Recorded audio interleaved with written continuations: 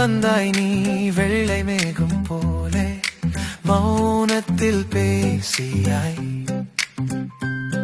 உன் கண்கள் சொல்வதென்ன, நீயும் என்னை நேசிக்கிறாயா அல்லது மௌனமே பதிலாய்?